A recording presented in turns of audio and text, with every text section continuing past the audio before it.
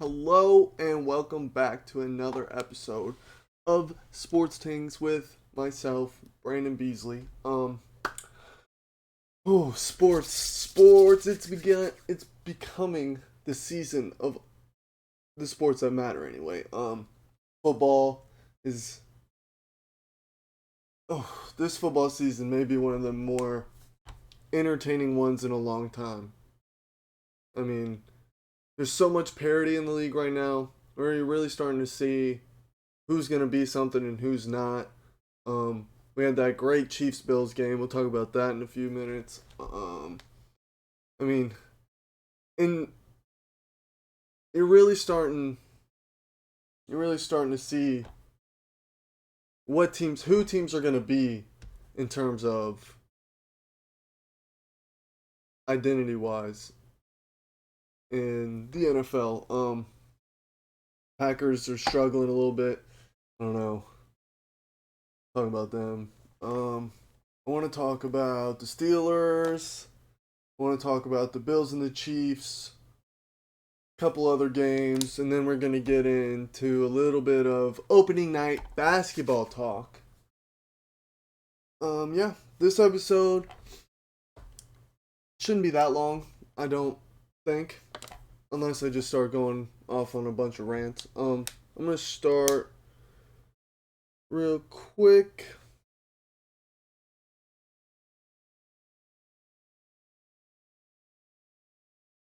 Off the Ball Network in general and this podcast is welcoming our newest sponsor, SeatGeek. Shout out to SeatGeek. They're the newest sponsor of Off the Ball Network. $20 discount for the first time users of SeatGeek when you use promo code Off the Ball Network in all caps. That's Off the Ball Network in all caps. Your next best night ever is waiting for you and is waiting at SeatGeek. Proud SeatGeek, baby. Thank you, SeatGeek. But we're going to start off with football. Let's see. This week's Thursday night game, not even this week's. These past, I think every Thursday night game maybe, except for one, has been awful. Terrible. Not good. Nobody wants to watch it. We had the Washington Commanders and the Chicago Bears. The Chicago Bears have no O-line, really. They have a defensive coach as their head coach, and their offense is terrible. As you can tell, their defense is not very good. I haven't watched a lot of the Bears, but Justin Fields just may not be the guy. I don't know if you can really put all of the blame on him for how bad he's played, but it seems like they're trying to make Justin Fields a pocket passer when you clearly need to get him moving around and creating plays with his athleticism and all that kind of stuff. I don't know what the Bears got going on, but it seems like another year of the Bears being the shitty-ass Bears, and nobody's going to give a fuck about them in 2 weeks because they're going to be out of playoff contention. And then, the Washington Commanders, they did what they do. Carson Wentz had a great game. Carson Wentz next year, I would be surprised if Carson Wentz is a fucking backup quarterback for a team next year. He is so terrible. I don't understand it. I don't understand how Carson Wentz went from almost being like MVP caliber play, got injured, they won a Super Bowl, comes back the next year, and ever since then, he's just sucked. He's been so bad, it's disgusting how bad Carson Wentz is. I don't know what he would rather be doing or how good he thinks he is, but this dude is fucking terrible, bro. I don't get it. The Commanders, I feel bad for Terry McLaurin and Chase Young and Jonathan Abrams and De'Aaron Payne. That's about it. Because everybody else on that team is fucking terrible. It is nuts. I'm done talking about that shitfest of a game. And then Sunday, Vikings are 5-1 somehow. Now, they have played terrible teams. And I don't really trust Kirk Cousins still. I think Kirk Cousins is I've said this so many times. I literally think this is like 3-4 pods in a row where I've said that Kirk Cousins is so mid. It is distasteful. I don't want to see how I don't want to see him. I don't. Kirk Cousins is not good. I don't understand how they're winning games really. They do have great players. I mean, Dalvin had 77 yards catching. Justin Jefferson may be the best receiver in the league this year. Fucking Jesus Christ. And then the Dolphins, I mean, I think Tua comes back next week for the Dolphins, so we'll see if they can start catching some W's again. But I don't know, man. We'll see. Fucking Pats went to Cleveland and played the Browns. Fucking Bailey Zappi threw for 309 and 2 tuds. QB controversy in New England. I would absolutely love to see Mac Jones lose his job to this nobody. And then this nobody become the next Tom Brady. That would be hilarious. Actually, I don't know how much I would love that because 1, it'd be the Patriots again. And 2, that'd kind of cement Bill Belichick as a god, even though he already is. But seeing that would just be cool to watch because fucking, who the fuck is Bailey Zappi? Nobody knew who this guy was. I think he was a 3rd round pick. He's 23 from Western Kentucky. So, who the fuck knows who this guy is? But he may be the next Tom fucking Brady. They ran the ball decent. 76 yards on 19 carries. 2 tuds.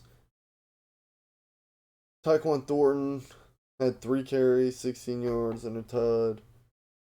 Devontae Parker got involved. They got Giannu Smith involved. Hunter Henry, Jacoby Myers, man, I wish Jacoby Myers would be better. And then, Jacoby Brissett did Jacoby Brissett things.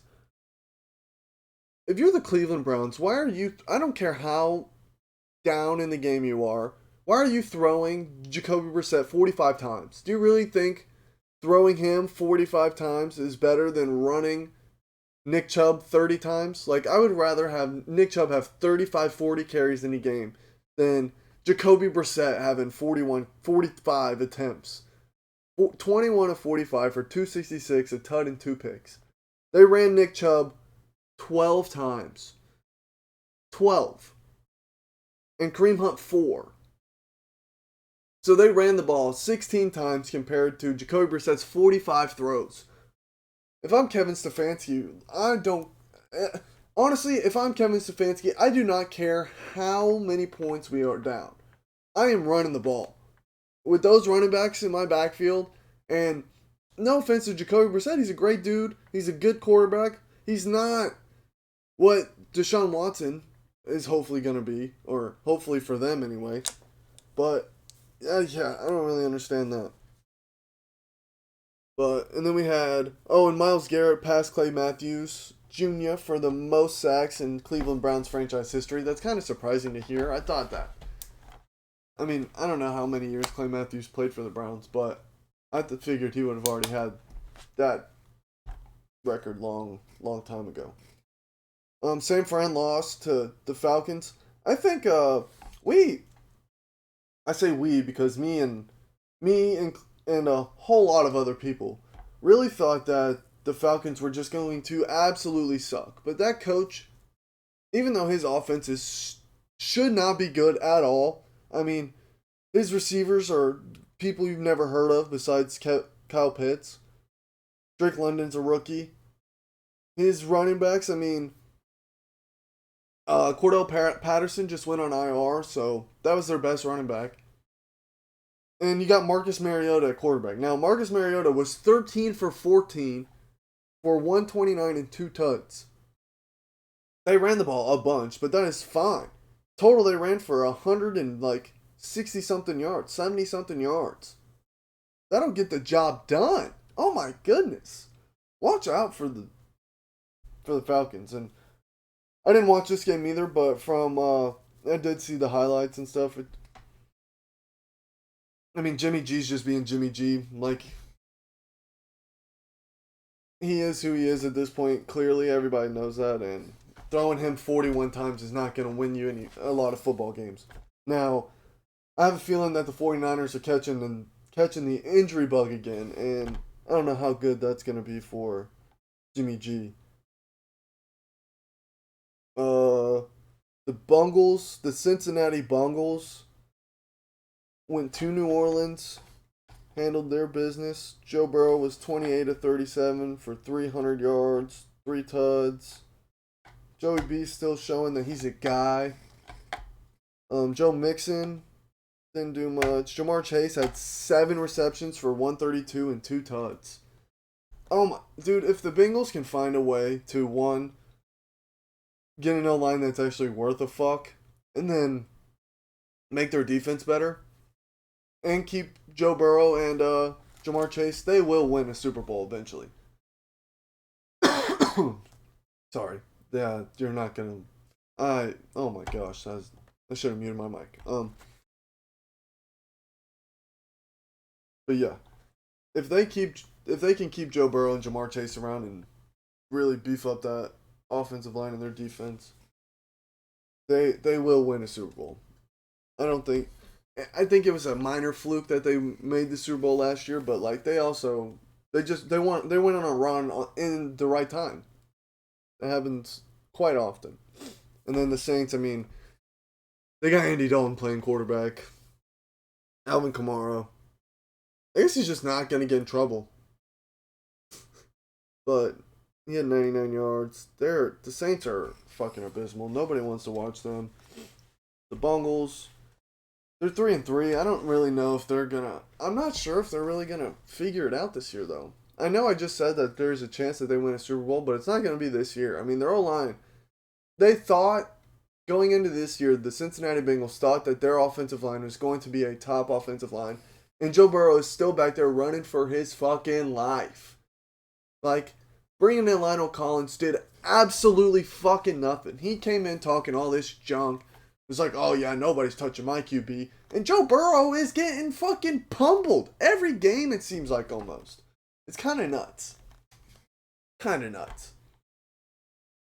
But, yeah, I don't know what's happening with them. This game, I love to see. The Baltimore Ravens went into New York, took on the New York Football Giants. Shout out to fucking Saquon Barkley, Daniel Jones, Brian Daboll, and all the fucking New York Giants. Shout out to fucking Prez. He's loving that they're good. It's it's great. Lamar Jackson, 17 of 32 for 210, a tud and a pick. Kenyon Drake had 10 rushes for 119 yards and a tud. Oh my goodness. Lamar Jackson, 7 carries, 77 yards. J.K. Dobbins, 7 carries, 15 yards. I mean, Baltimore's offense is not their problem. They need, I don't know. Oh my gosh, I don't know, man. They gotta find a way to beef that defense up or change their scheme. They gotta figure something out because they are not doing Lamar any favors right now. Lamar could that is crazy, bro. That defense is... You're letting the Giants outscore you? I know I just said, like, they're 5-1 and all, but, like, it's the Giants. I don't really understand how they're 5-1. Daniel Jones was 19 of 27 for 173 and 2 tuds. Saquon Barkley is all the way back, by the way. I don't know if anybody's noticed, but Saquon Barkley is all the fucking way back. And it is awesome to watch. I love watching a healthy Saquon Barkley. It is great. I can't get enough of it. Yeah, that New York Giants team, man. Their defense is good. They got pass rushers. They got good DBs. Or, well, I mean, I don't know if they got good DBs, but their DBs are playing fucking good. Their offense is, I mean, it's ugly as fuck. Everything they do is ugly as fuck, but they are winning games. Caught it that time.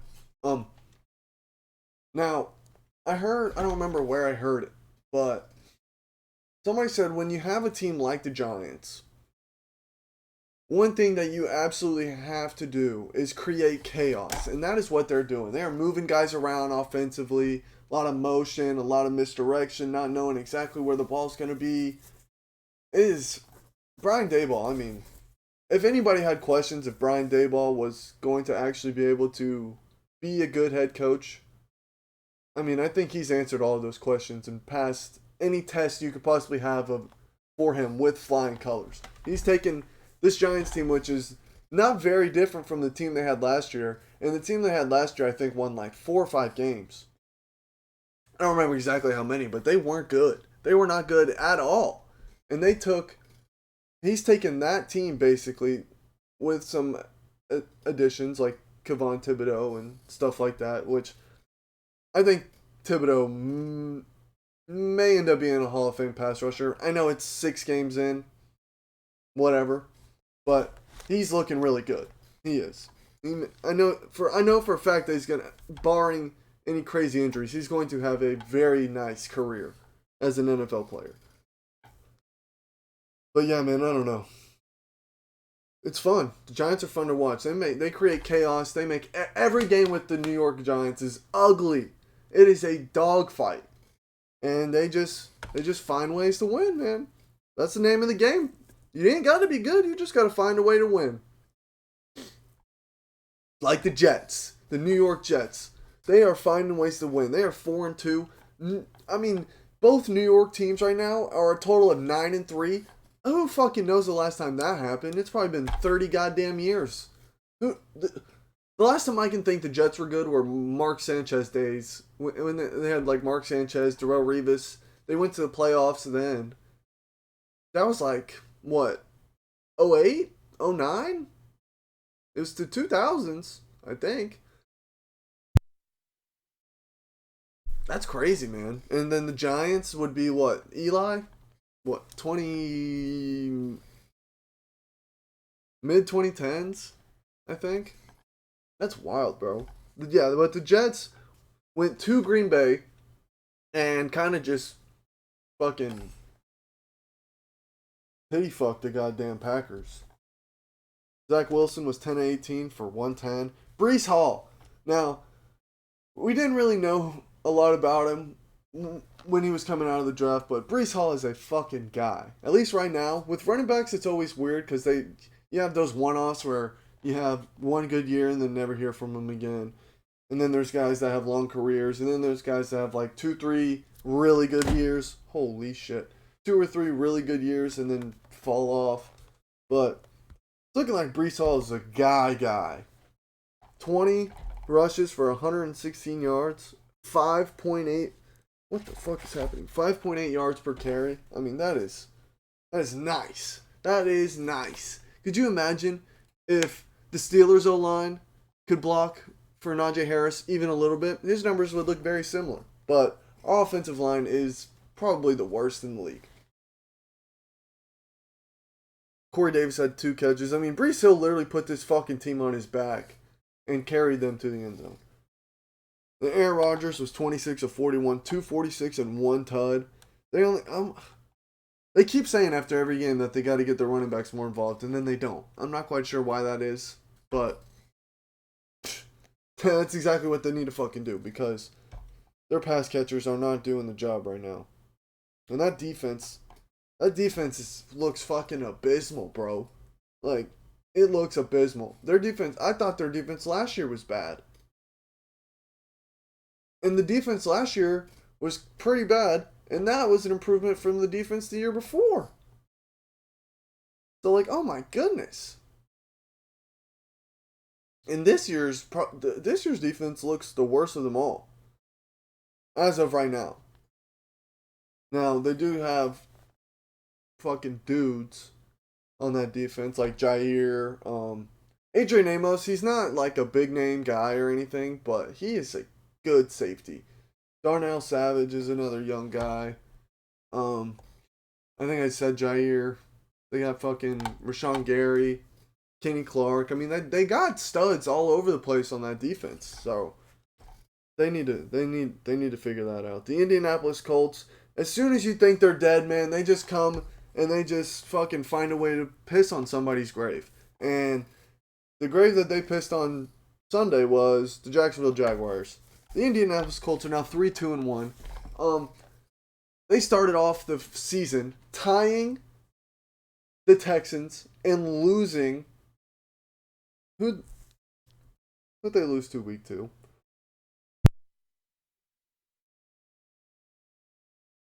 Who did they play week 2? Why am I blanking on this. The Jags. They lost 24-0 to the Jags. So this was payback. Payback season, baby. Trevor Lawrence was 20 of 22 for 163 yards and a tud. Travis Etienne had 10 carries, 86 yards. James Robinson, 12 carries, 54 yards. I mean, that offense didn't do that offense didn't do shit. Matt Ryan, 42. They threw Matt Ryan 58 times. 42 of 58 for 389 and 3 touchdowns. He didn't throw a pick. It's a fucking miracle. Fucking Matt Ryan has been throwing. You get a pick. You get a pick. You get a pick. We all get picks. I don't know what that's from, and never mind. But yeah, Michael Pittman, 13 catches, 134 yards, no touchdown. That's crazy. Paris Campbell caught a tud. Jelani Woods caught a tud. Jelani Woods, they do not play him a lot, but every time he gets in the game, he just fucking jumps right off the screen at you. Jags, man. Every time you think the Jags are going to be good, they just remind you why they're the fucking Jags. The Cardinals, I think the Cardinals are dead. I mean, I've said this a bazillion times too. We're going to have to wait to see exactly who they are for when D-Hop gets back. But, I mean, they cannot. Even when D-Hop comes back, I mean, all teams are going to have to do is bracket, whatever. They can scheme to take D-Hop out of the game and then they just make everybody else try to beat them. And the Cardinals are showing very clearly that they can't do it. So it's going to be very interesting. The Seattle Seahawks may be the biggest surprise of this season right now. The 3-3, which I mean isn't great, but they traded Russell Wilson, and so they were already bad. Traded Russell Wilson, who was their franchise quarterback. So everybody already assumed that there was a chance that they could go 0-18 or 17 or whatever the fuck. And they're 3-3 right now. Geno Smith was 20 of 31 for 197 yards, no tuds, but that's fine. They won the game still. Kenneth Walker, is that who that is? Yeah. 21 carries for 97 yards and a tud. Geno Smith had 6 carries for 48 yards. And that's the Seahawks defense. Tariq Woolen picked off Kyler. Yeah, I don't know, man. The Cardinals just look like they suck. I hate to say it. Then this is another sort of shit show team getting their ass kicked. The Carolina Panthers. Baker Mayfield is fucking terrible. He's another one. He's another guy just like Carson Wentz. I'd be surprised if he even had a fucking backup job next year. Baker Mayfield is so bad, and it doesn't really make sense why. Now, he didn't play in this game, but I mean, PJ Walker didn't do anything different. PJ Walker was almost an upgrade from Baker because PJ didn't turn the ball over. It looks like he got hurt too. Jesus Christ. Jacob Eason did turn the ball over. Christian McCaffrey. There's been rumors that they trade Christian McCaffrey. I'd be very interested to see what the price for him is going to be and if somebody's willing to pay it. I bet there's somebody out there that, I don't know, man. I say that, but a running back, not a lot of people are going to go give a first away for a running back. It's just not going to happen. So that's something to keep an eye on. Robbie Anderson got traded to the Cardinals, so that should help, I think. He did get traded to the Cardinals, right?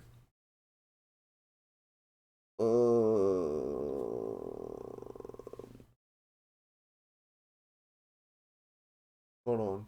Sorry. Yeah, he got traded to the Cardinals from the Panthers. What the fuck?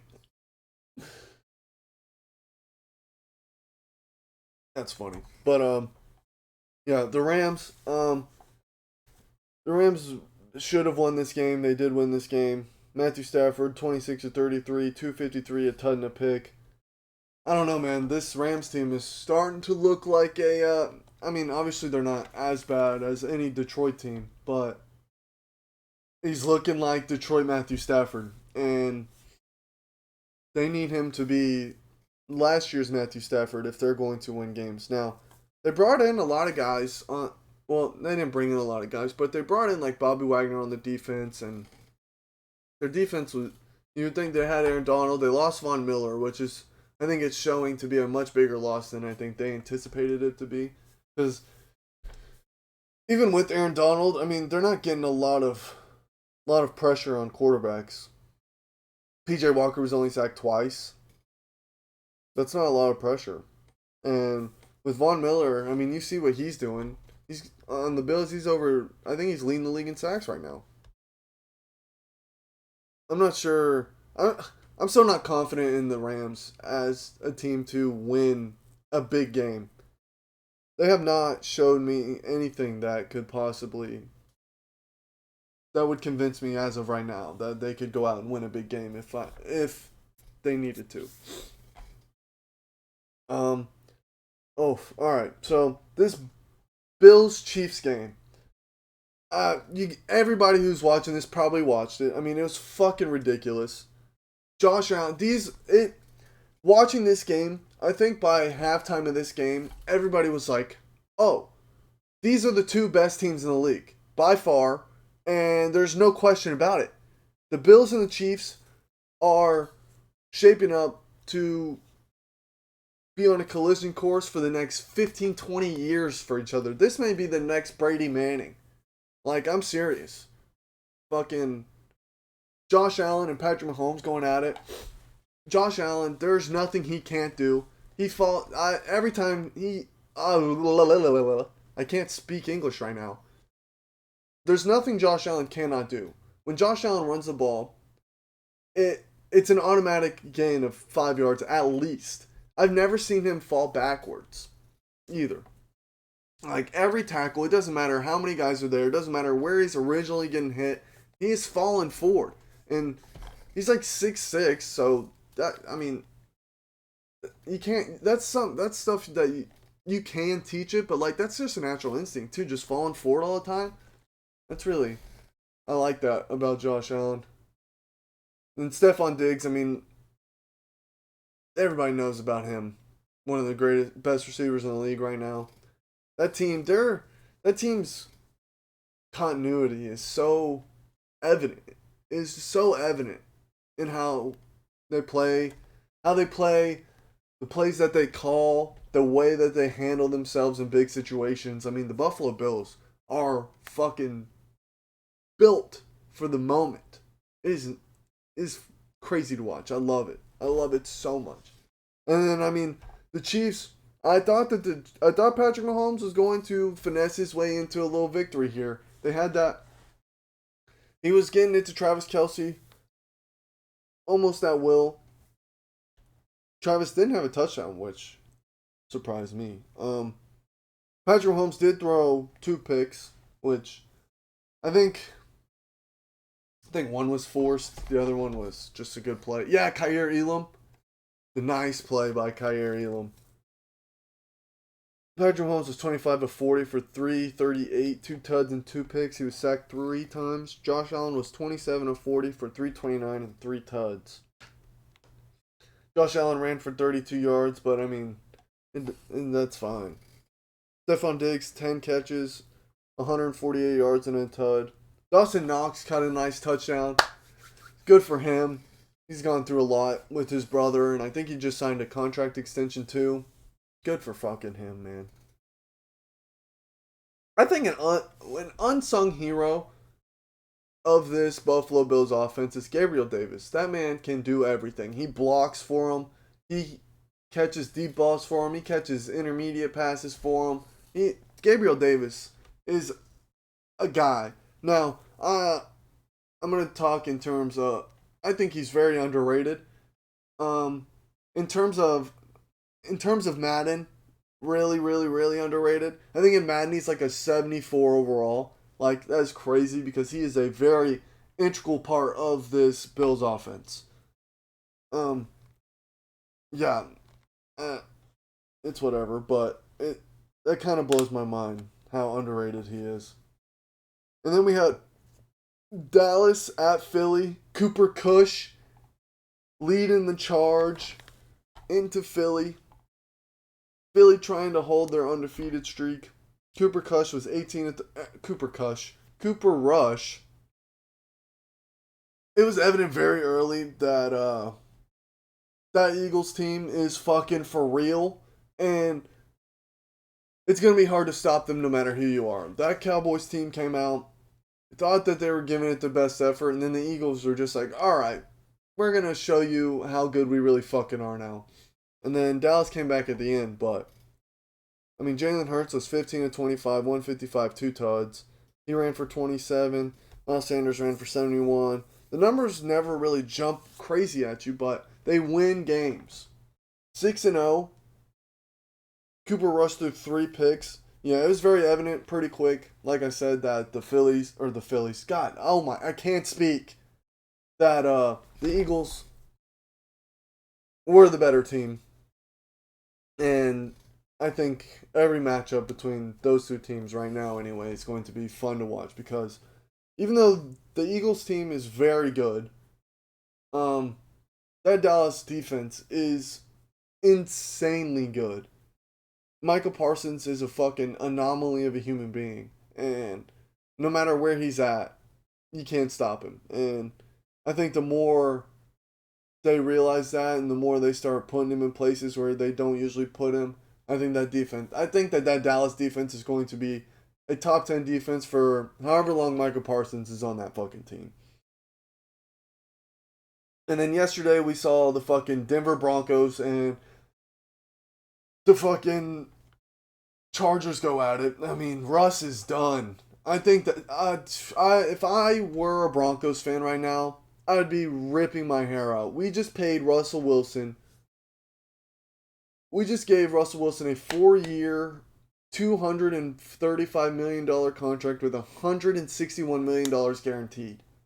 And he's playing like this in year 1. This is year 1 of this contract. You have him until the 2025-2026 season. And he's already looking like he stepped off a cliff. I heard, what was it on? I think it was a Bill Simmons thing. He had a writer on there, and that writer said that usually with I don't remember who the guy was, but he said with quarterbacks, it's not the way that the regression goes. It's usually a small decline, small decline, small decline, step off a cliff. And Russ has had that small decline, small decline, small decline, and I think we're starting to see that step off of the cliff. So unless they can turn it around, because it's so sad that this is the year that Russ is doing this too, because that Denver defense is fucking ridiculously good. They are only letting teams score like 16 and a half points a game or something on average right now. And if Russ could be even Russ of 3 years ago, where he couldn't run as good, but he would still move around, like, this Denver team would be so good. I projected this Denver team to easily make the playoffs. And right now, I wouldn't be surprised if they miss the playoffs. I think in their final 9 possessions, they had 7 punts and a field goal. Last 8 possessions, 7 punts and a field goal. 7 punts. And Russell Wilson looks like he's perfectly fine with it. What's also very weird to me is anytime it looks like Russell Wilson could do what Russell Wilson does and scramble a little bit, he's just deer in headlights, like, uh-oh, I have to move, and he just panics. I've never seen that from him before. He's trying to go the Drew Brees route in terms of being able to play a long time for him. Like, because his arm is going to deteriorate a little bit, so he's trying to be the dink and dunk guy. When he needs to just let his mind be clear and go out there and just do whatever comes naturally to him. I think he's like I think he's almost making a mental effort not to move around as much. And I don't really understand that. Now, I could be completely wrong as well, so don't take that as gospel. But it just, from what I see, that's what it looks like. And I don't really understand it. Now, for the last of football talks anyway, the Tampa Bay Buccaneers came into Pittsburgh, into Acrisure Stadium, and took on my Pittsburgh Steelers. Now, the first possession, Kenny Pickett, our offense looks so good with Kenny Pickett. I don't know if Matt Canada's finally calling fucking plays that he knows are going to work, or if this is our carefree play calling style, but I really like it. I mean, he did get hurt, which is sad. But in the time he was in the game, he was 11 for 18 for 67 yards and a touch. Now, those aren't great numbers or anything, but our offense, we drove down the field and scored first drive of the game on that Tampa Bay defense. I just love what Kenny Pickett is showing. I hope he recovers quickly from that concussion that he suffered. It'll be it's very vital, even though I still think we're gonna suck this year. But Mitch came in, and I don't know what got into Mitch, but I think carefree Mitch is the Mitch that we need, because he came in and he was slinging it. He was slinging the ball, slinging the pill, baby, throwing it wherever down the field. It didn't matter. When he was starting, he was all dink and dunk stuff. I don't understand. Threw a nice tud down the middle. I think it was to Pat Fryermuth. I don't remember exactly who it was to, but threw a nice tud strike right down the middle of the field. It was beautiful, man. Our defense, this is the best our defense has played since TJ Watt got hurt. This is the best our defense has looked since TJ Watt got hurt. We were playing our third, fourth, fifth string corners too. And James Pierre played great. But it was amazing. Tom Brady was 25 of 40, 243. We didn't pick him off, but that's fine. We sacked him twice. I thought Lenny Fournette was going to do something crazy on us, but we held him pretty good. Chris Godwin, 6 for 95. We really did good on Mike Evans. He only had 4 catches for 42 yards. Our defense was it was fantastic. It was great to watch. We went and beat Tom Brady. Fuck you, Tom Brady. I know you're never going to see this because I'm just some fucking guy sitting in a fucking house talking into some fucking camera to who knows how many people, but I'm glad you fucking lost, Tom Brady. I want you to think about it. Every time that you lay your head at night, even though this will never happen, I want you to think about this 20-18 loss at age 45 to a Pittsburgh Steelers team that you should have beat by 50. I don't know what I'm ranting about anymore. I'm just so fucking glad that we fucking beat Tom Brady, and Kenny Pickett's the future, baby. That's all I can say about it. I'm over it. Move on. We're probably going to get our asses beat next week. Mitch is probably going to start again, and I'm going to be complaining about the same shit like I do every week. So, yeah, fuck you, Tom Brady. You guys suck. Tampa Bay's dead. Tom Brady doesn't give a fuck about football anymore. And yeah, that's how you end a football discussion, by cursing out Tom Brady. Now, on to basketball. It was opening night tonight. Early game, it was Sixers Celtics. I watched some of it. Jason Tatum won. First thing I noticed turning the game on, Jason Tatum is just fucking shredded even more. He's definitely gotten stronger, put on some weight.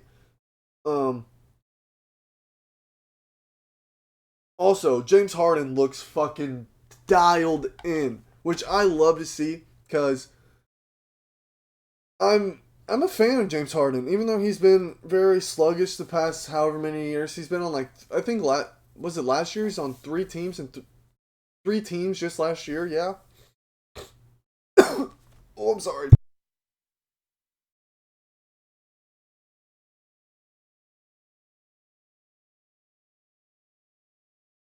I just choked on saliva. If you're watching this, you can see that my eyes started watering. Holy shit. It's getting cold outside where I'm at, and so it's fucking with me a little bit. Oh my god. That was wild. Um, but yeah, the 76ers, they looked very good. Um, both teams got out to slow starts, but it's game one. You expect that. You don't expect great shooting either, but Joel Embiid had 26 and 15. Tyrese Maxey had 21. James Harden had 35, 8, and 7.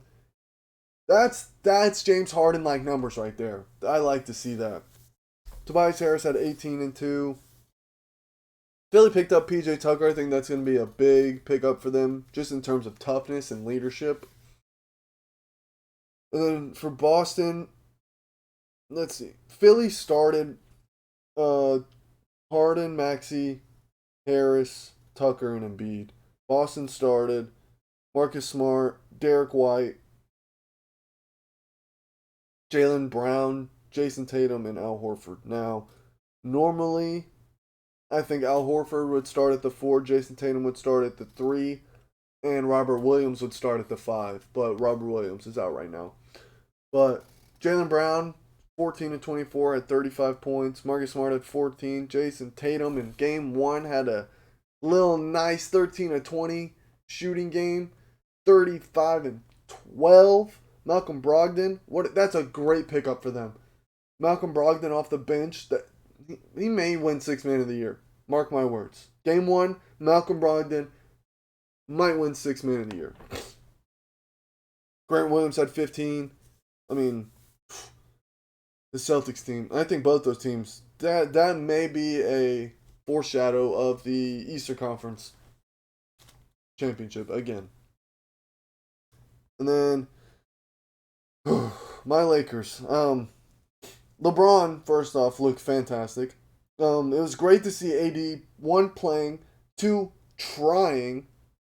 He's actually putting in some effort. He was all over the place early in this game. I'm not going to judge the Lakers season. I'm not really going to make any crazy judgments, any crazy takes about this Lakers team until probably, I don't know, January, February next year. Like, that's when it'll really matter. But right now, I mean, LeBron had 31, 14, and 8 game 1. Russell Westbrook had 19 and 11. It's very interesting that they have Pat Bev and Russ starting.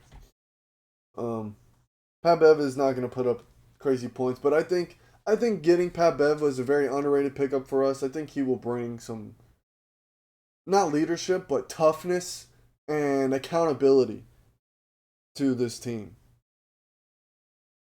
Yeah, Anthony Davis had 27 and 6. Russ Brook had 19, 11, and 3. I mean, it was Warriors ring night. Lakers did lose 123 to 109. The fucking Golden State Warriors just look like a goddamn juggernaut again. It is insane. Andrew Wiggins had 20. I watched him hit three threes at the end of the game, just to basically, like, the Lakers were fighting back, and every time it looked like that the Lakers were getting momentum, Andrew Wiggins just wham, 3-ball, wham, 3-ball, wham, 3-ball. It was nuts. Klay Thompson, I think I heard him say that they were going to very much ease him into this season. He still had 18 points, played 19 minutes. Curry had 33. Jordan Poole had 12. Jordan Poole just got paid. I think Andrew Wiggins just got paid. Good for them. And then the younger guys on Golden State were pretty impressive too. I liked what Moses Moody did in his short amount of time in there. They're getting James Wiseman into the rotation. That'll be fun to watch to see what he'll become. Yeah. I don't know. Great day. Great day of NBA basketball, I'll tell you that. And then I'm just going to slide into some baseball real quick because the Yankees beat the Cleveland Guardians in the divisional to advance to the ALCS. I don't know who they're going to play, but I know that they're going. And next stop, World Series, baby. Let's go. Let's go, Yanks. Let's go, Yanks. I'm very excited. Nestor Cortez threw for 5 innings. Struck Two guys out, allowed their only run. Only allowed 3 hits. Not bad. Not a bad start for him. Aaron Judge hit another homer. Giancarlo Stanton hit a homer. That was basically it. Anthony Rizzo had a ribby, Judge had a ribby, and Stanton had 3 ribbies. I mean, a dub's a dub, baby. That's what I like to see. Yanks are winning the World Series. Yankees are winning the World Series. If you have anything to say about it, shut the fuck up. Because I don't know if you just heard me, but the Yankees are winning the goddamn World Series, alright? And then, once the season's over and we celebrate the World Series, we're going to give Aaron Judge $1 billion contract, and he's going to stay a Yankee for the rest of his fucking life. So, sorry about it. I don't know, if any of you out there thought your teams was getting Aaron Judge, you might as well give up that dream now. Because, like I just said, we're going to sign him to $1 billion contract. He's never going to leave. So, never. He's never leaving. Aaron Judge will forever be a Yankee. Aaron Judge will be in his fucking grave in a goddamn Yankees jersey, alright?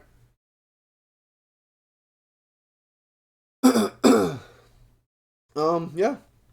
So, great games for opening night in the NBA.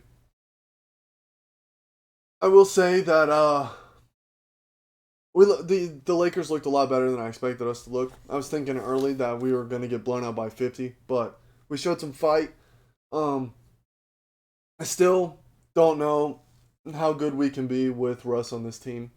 I don't, but we will see. Either way, it'll be fun to watch LeBron pass Kareem on the all-time points list at some point this season. That will happen. So that's always a silver lining if we absolutely suck. But yeah, this NBA season I think is going to be very fun to watch. This football season is clearly still very fun to watch. Go Steelers again. Fuck Tom Brady. But yeah, so I think that's gonna do it. Thank you so much for watching. Make sure you follow me on Twitter at Brandon_Beasley. You can follow me on Instagram at Brandon_Beasley. Make sure you follow the Off the Ball Network Twitter. Make sure you follow Off the Ball Network on Instagram, Facebook, and make sure you check out our website, offtheballnetwork.com. It's got all of our shows. We got we got articles, shows. Everything you could want from us is at offtheballnetwork.com.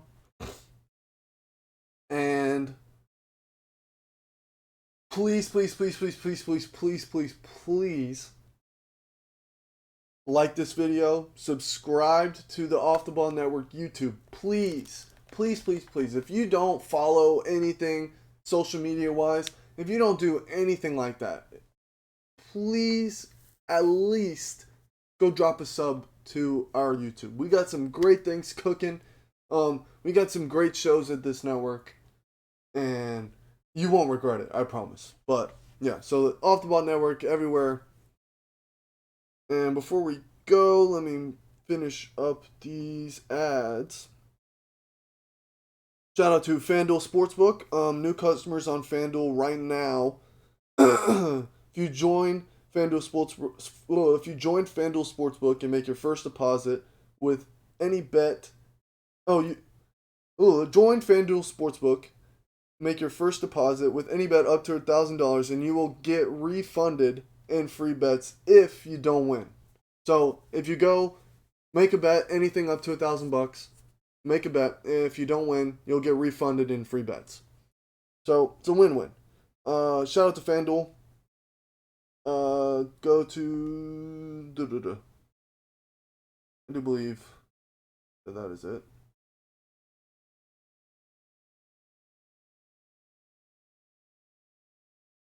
And if you go to FanDuel right now, also you bet $5, you get $150 in free bets guaranteed. Yeah, so shout out to FanDuel. Shout out to Sleeves. You go to Sleeves right now. You get 25% off any order. Go to sleeps.com. And then this show is also brought to you by Built Bar. Unlike all the other bars out there, that either tastes like old Play-Doh or a piece of cardboard. When you eat a Built Bar, you think you're cheating on your diet with a delicious chocolate dessert. If your kids find out how good they are, they're going to eat all of them. Go to BuiltBar.com. And right now, use the referral code OFFTHEBALL in all caps, and it'll provide you and your friends with 10% discount at BuiltBar.com. The referral code, once again, is OFFTHEBALL in all caps. Shout out to Built Bar. Thank you to all of our sponsors. Thank you to this network, Off the Ball. Thank you to you guys who watch, and I'll see you on the next one. Take it easy.